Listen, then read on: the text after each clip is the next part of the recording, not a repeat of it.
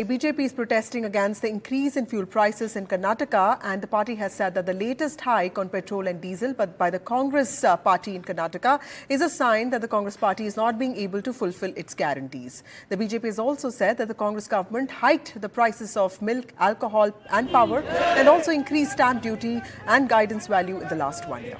But milk prices also went up elsewhere too. In the northern part of India, both Amul and Mother Dairy in the last few days hiked milk prices. Property registration prices have also gone up in many states. Retail inflation may have marginally eased to a 12-month low of 4.75%, but food prices gains largely remain unrelenting. Vegetables and pulses remain key contributors in keeping food inflation little unchanged. Last week at the NDA meeting, the Prime Minister specifically talked about easing the lives of people who form the middle class in the country, which brings us to the question we ask tonight. Are tax-paying sections of the society forced to bear the brunt of various populist measures by state governments and also by the centre, and what do they get in return, and what should be the rights and demands of an aspirational, growing middle class in the country that wants better jobs, better education, healthcare, and more importantly, an improved quality of life? Joining us now is a panel of esteemed guests. We have with us Professor Santosh Mehrotra, who is a senior economist, also visiting professor at the Centre of Development,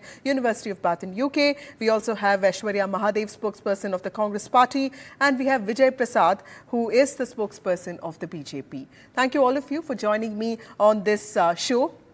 To you first, the expert, Professor Mehrotra, thank you so much, sir. In the battle between welfare and development, as to who gets more from the government, it's often being seen that the middle class has to quite often pay the price for what is often seen as government largesse or populist measures. And they are asking as to what they are getting in return, because, apart from clean air, clean water, affordable housing, which all seem quite difficult, there is probably very little significant improvement in their lives, which is why they seem to be asking this question as to if they really matter or not. How do you see this debate? Well, let's just remember who's responsible for the majority of taxes which are levied on the people who pay for petrol and diesel. Most of the taxes are levied by the central government. A minority of the taxes are levied by state governments. This is point number one. So the central government has been responsible for high and unrelentingly high petrol and diesel prices now for a good 3 years, despite the fact that COVID has gone for a long time. And international crude oil prices have fallen well below what they used to be a couple of years ago. So if a state government has its back to the wall and it increases VAT by a certain amount, we can't grudge it that, particularly when even after this increase, one can see very clearly from the data that compared to all the other southern states, the price of petrol and diesel, even after this hike, is still lower in Karnataka than it is in the southern states. In addition, I think a story today very clearly told us that in the BJP-ruled states of Madhya Pradesh and Gujarat, the price of petrol and diesel is higher and taxes are higher, VAT taxes are higher. So, the state government of Karnataka has just recently come to power. Yes, it is true that it has made commitments, the 5 guarantees, and it is trying to meet those.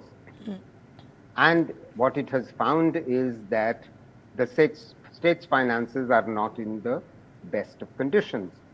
But the main point remains that it's a bit rich for both central government as well as BJP to actually complain about taxes levied by a state government when in fact they are a much smaller share of the total cost to the middle class of petrol and diesel. Okay. Aishwarya than that of the Mahadev, would you, central how do you see this? Because, your government, the Congress government, seems to, has increased fuel prices, both petrol and diesel in the state. And, all experts have talked about a cascading effect that fuel price hikes have on household expenditure. In fact, a lot of callers actually called NDTV and spoke about it. Do you think that the state government needed better planning before rolling out the guarantees?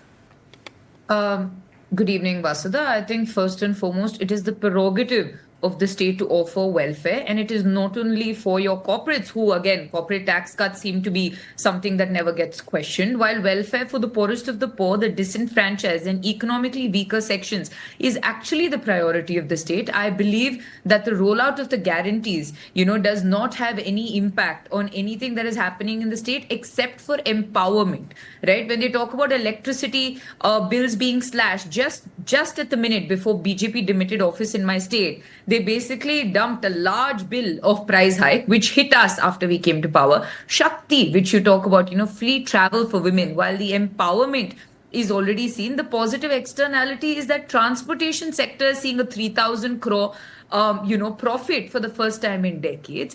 And lastly, Vasudha, let me make this clear. When you say better planning, I'll tell you what better planning also needs to be.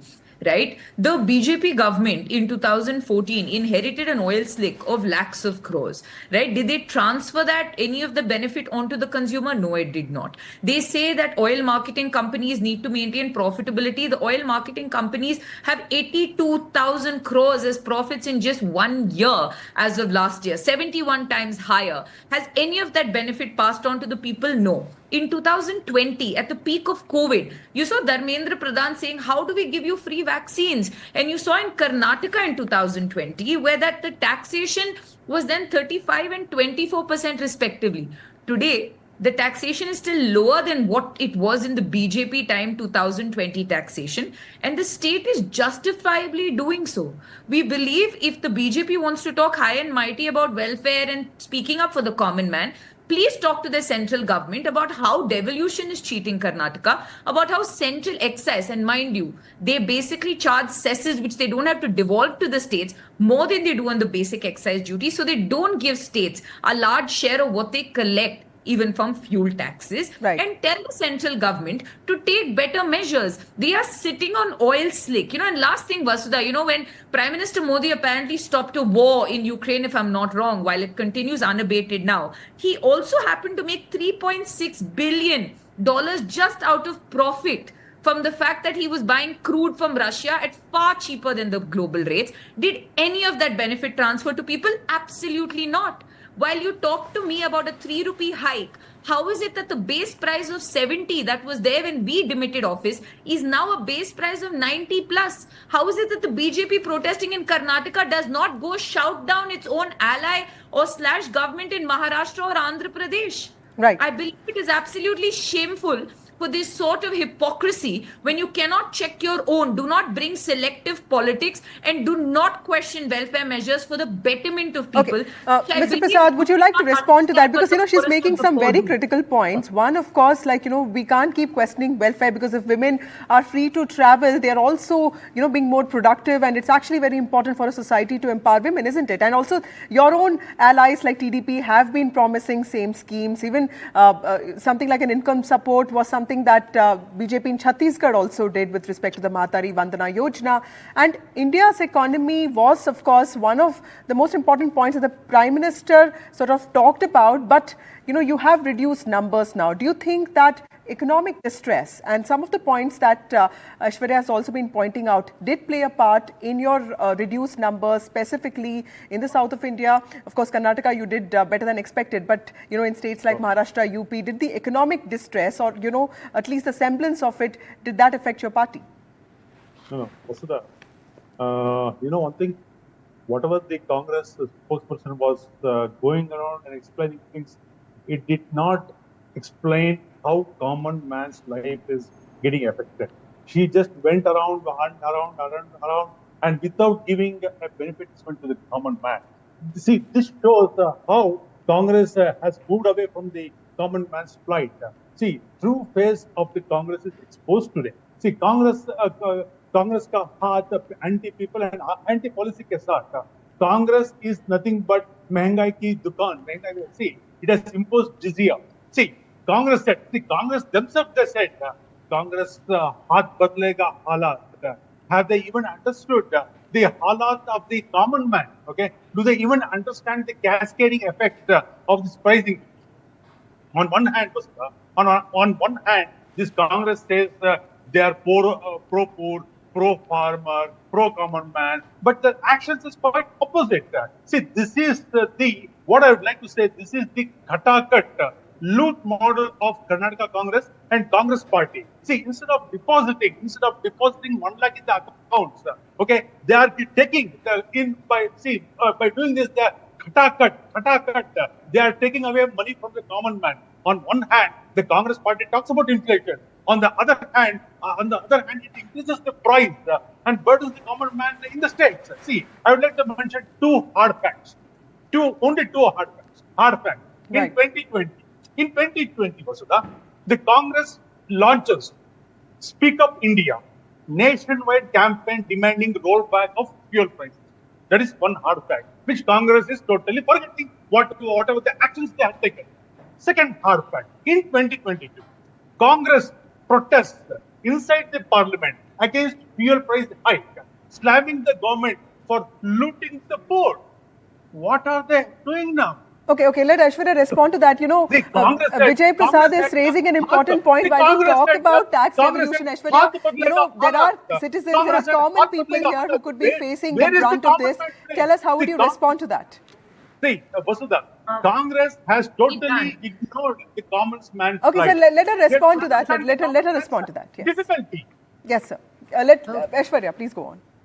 Yes, Vasudha, while alliterative noises are quite amusing for somebody that has no facts, let me clear out something, because there's a certain misconception that Mr. Vijay Prasad has on basic economics. Today, on the base price, right, on the crude that comes in before processing and whatnot, or just after processing, the central government, right after that on a litre, imposes 32.4% and 35.4% of taxation on that, right? A majority of which sits with them. come on, As of yaar. 2000, I did not interrupt you. See. As of Okay, let her finish. I'll come to you. I'll come to you One for the last word. 1 second. As of the financial year 2022, from tax revenue, the central government earned 19 lakh crores. In financial year 21 itself, they made 3 lakh crores within the first 10 months. And this is not me, because facts are obviously eluding the BJP, but their own minister in parliament spoke about this. While you talk about the state government increasing taxes, let us tell you that the state government increases taxes after the base price of the central government Okay, taxation. okay. has been Aishwarya, applied. we're running Well, short you of time. tell me Last to word change from you, things. Mr. Tell Prasad. Just them. 30 seconds. Yeah, Just Tell your your closing central remarks. government No, to change Vasudha. things. Yes, But sir. it's too See, Please go on. because you're refusing to do so. Yes. The Aishwarya, now last let him thing, speak. Yeah. Vasudha, the last thing to learn about economics is from the Congress people. Okay, in the last 1 year, whatever the excess amount, whatever the price increase they have done, where has it gone? That is the first basic question. In the last 1 year, this government is yet to take off. But on every given occasion, they are indulged in increasing the price of the basic things. Today, they have yet to give any basic infrastructure, no development, no investment. The FDI inflow into Karnataka is at abysmal low. What is this government doing? The government, on India. one hand, these Congress talk about so many things, Okay. but today, even at this juncture, even on one hand the price increase, on the other Okay, hand, Mr. Prasad, Aishwarya, and thank you, Mr. Professor Mehrotra. Thank you so much for joining me on this debate. I'm sorry we are running out of time. Thank you so much. So, like the panelists pointed out, a robust middle class is crucial for any economy, acting as a stabilizing force. And it's very important to create entrepreneurs. This is something that the government has been talking about. This is also the crucial segment that constitutes a major chunk of the Indian population that's upwardly mobile. And today it's thinking beyond roti, kapda, makan. It's important to listen to that voice.